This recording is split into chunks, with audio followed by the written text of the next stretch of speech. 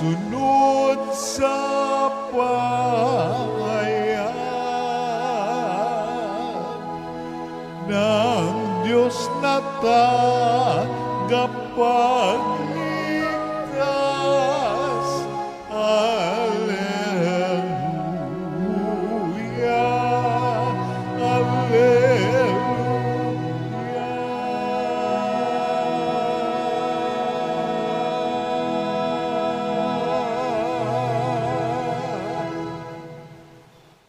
Sumainyo ang Panginoon. At sumayo rin. Ang mabuting balita ng Panginoon ayon kay San Lucas. Papuri sa iyo, Panginoon.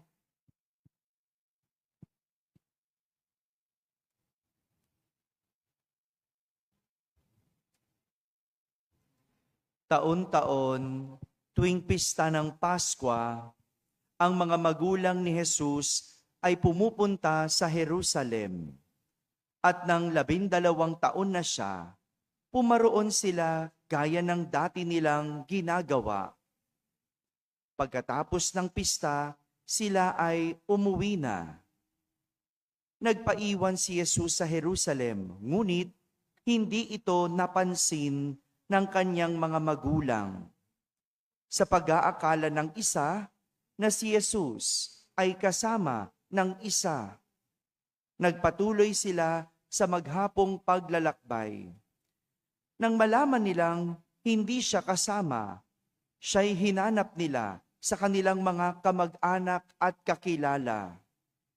Hindi nila siya matagpuan, kaya't bumalik sila sa Jerusalem upang doon hanapin. At nang 3 araw, natagpuan nila si Jesus sa loob ng templo, nakaupong kasama ng mga guro. Nakikinig siya sa kanila at nagtatanong. At ang lahat ng nakarinig sa kanya ay namangha sa kanyang katalinuhan. Nagtaka rin ang kanyang mga magulang nang siya'y makita. Sinabi ng kanyang ina, "Anak, bakit naman ganyan ang ginawa mo sa amin? Balisang-balisa na kami ng iyong ama sa paghahanap sa iyo." Sumagot siya, "Bakit po ninyo ako hinahanap? Hindi ba ninyo alam na ako'y dapat na nasa bahay ng aking ama?" Ngunit hindi nila naunawaan ang pananalitang ito. Siya ay umuwing kasama nila sa Nazaret at naging isang masunuring anak. Ang lahat ng bagay na ito ay iningatan ng kanyang ina sa kanyang puso.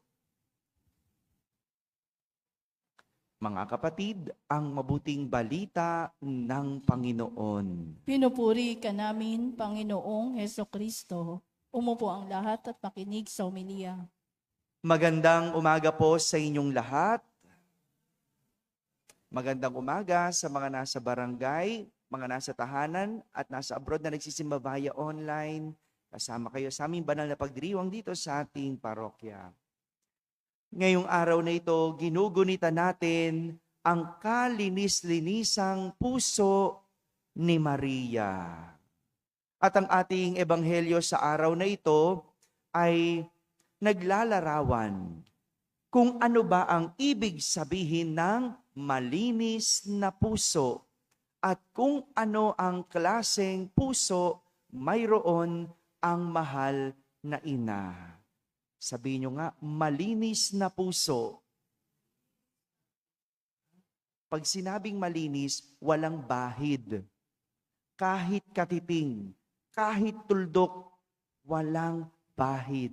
At ganyan ang puso ng mahal na ina. Kailanman hindi nagkasala. Bagamat sinubok. Hindi nagkasala, bagamat sinubok. May 3 katangian ang puso ng mahal na ina na magandang matutunan natin, no?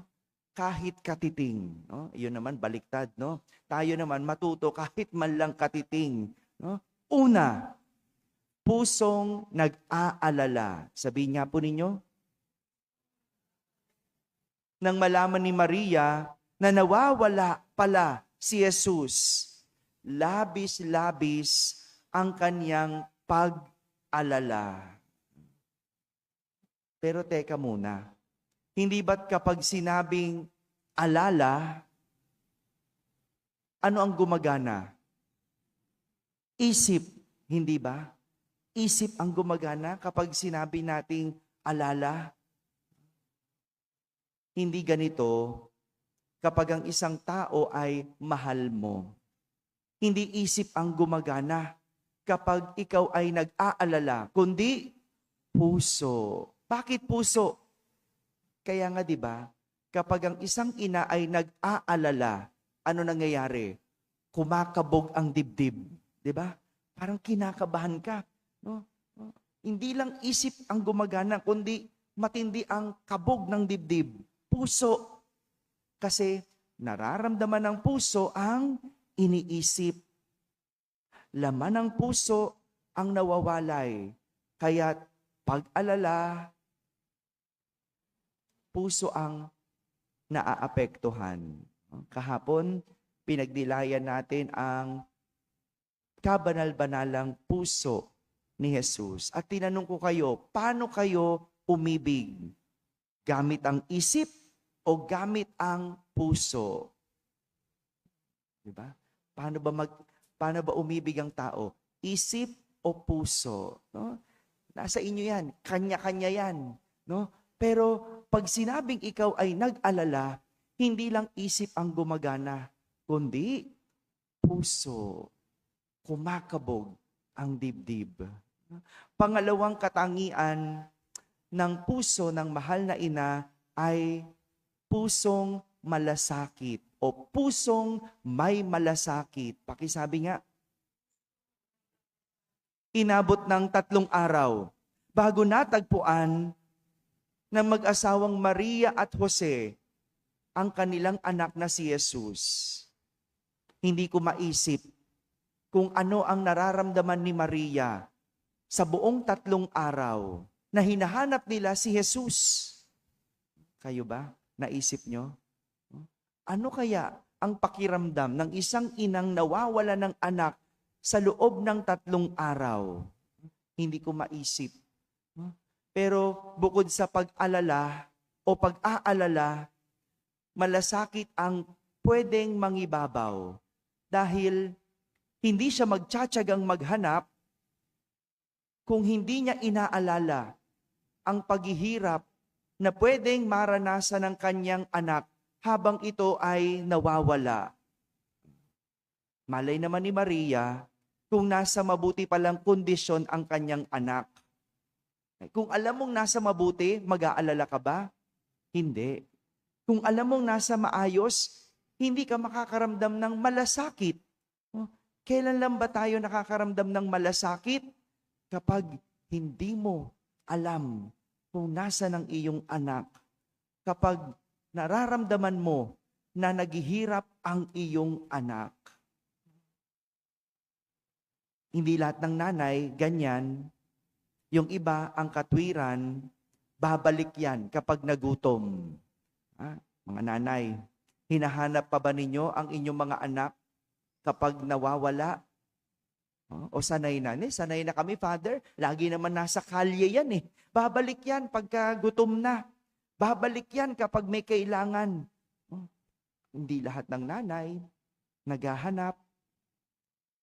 Yung ganyang nanay walang malasakit. Pero si Maria, hinanap hanggang matagpuan niya ang kanyang nawawalang anak dahil siya ay may malasakit. Gustong-gusto ko lagi yung salitang malasakit.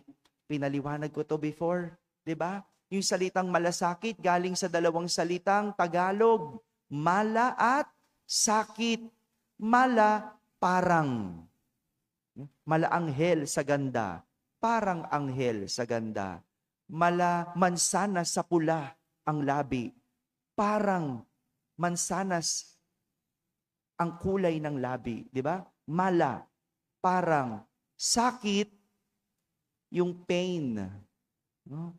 Yung pain, yung sakit na nararamdaman. At ganun yung naramdaman ng mahal na ina. Kapag ang tao'y nagmamalasakit, yung parang nararamdaman mo, yung nararamdaman na sakit ng tao. Di ba? Kaya pag nakakita ka ng may sakit na nahihirapan, di ba? Napapatulong ka kasi para kang nakaramdam ng kirot.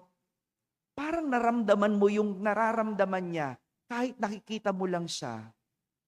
Si Maria, nagkaroon ng malasakit kasi naisip niya na maaring nahihirapan ang kanyang anak, umiiyak, nawawala, nagugutom, walang matulugan. Ganyan ang puso ng mahal na ina, pusong may malasakit. At pangatlong katangian ng puso ng mahal na ina, pusong mapagtimpi. Sabihin nga po ninyo, ano yung una? Pusong nag-aalala. Pangalawa, pusong may malasakit. At pangatlo, pusong mapagtimpi.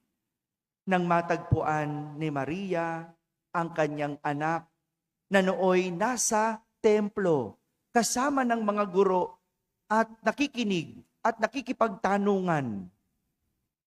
Malamang kung ibang nanay lang yan, malayo pa lang, binato na ng tsinelas. Di ba? Malamang, malayo pa lang, sumigaw na at nagmura. Mga nanay, ganyan ba kayo? Pag nakita nyo ang pasaway ninyong anak, no? Di ba? Talagang kukulo ang iyong loob. Mag-iinit ang iyong ulo. Pero si Maria, hindi man naunawaan ang katwiran ni Jesus na bakit siya kailangang hanapin. Di ba hindi nararapat lang naman si Jesus nasa bahay ng kanyang ama? Siguro, no? Sabi ni Jesus, nakalimutan mo na. No? Hindi ko tatay si Jose. Inampong ama lang ako ni Jose. Ang tunay kong ama ay ang Diyos. At dapat ako ay nasa bahay ng aking ama. Bakit mo ko hinahanap? Sige, ganun naman, di ba? Pag mainit na ulo mo, kapag nasasaktan ka na, nag-alala ka, nagmalasakit ka, di ba? Hindi mo na maiisip yun. Ano lang ang nararamdaman mo? Yung laman ng puso. Pero hindi man nauunawaan ng mahal na ina ang katwiran ni Jesus, lahat ito iningatan niya sa kanyang puso. Tanging pusong may marunong magtimpi ang kayang itago ang galit at sakit na nararamdaman. Di ba pag ang tao nasasaktan, anong isip? Gumante. Anong isip? Lumaban. Kapag ang tao nagagalit, anong nasa isip? Di ba? Magkasala, makapanakit, makapagsalita. No? Ang hirap magtimpi. Lalo na kapag nag-uumapaw ang laman ng iyong puso. Nag-uumapaw ang laman ng isip. Pero ang mahal na ina, kahit na hindi nauunawaan ang nangyari, ang katwiran ni Jesus, iningatan niya. Hindi kinimkim, iningatan sa kanyang puso. Magkaiba yung kinimkim. No? Yung pag kinimkim mo, kahit kinikimkim mo yung galit mo, ang lumalabas sa'yo, galit pa din. Diba? Nagdadabog ka, diba? Ang lakas ng boses mo. No? Kasi kinikimkim mo. Galit ka. Kinikimkim mo lang. Pero yung nagtitimpi, yung iningatan, yung laman ng kanyang puso, yung iniingatan mong wag lumabas ang iyong inis. Iniingatan mong wag lumabas. Wag makita sa mukha mo ang iyong galit. Tanging ang pusong marunong magtimpi, ang kayang ingatan ang galit at sakit na nararamdaman. At ito ang klase ng puso ni Maria, mapagtimpi sa galit kahit sa sakit. Mga kapatid, ito ang tatlong katangian ng puso ng ating mahal na ina. Pusong nag-aalala, pusong may malasakit, at pusong mapagtimpi na tinatawag nating kalinis-linisang puso. Dahil kahit kailan, hindi ito nabahiran ng kasalanan, gaano man kasakit ang kanyang pinagdaanan. Amen? Amen.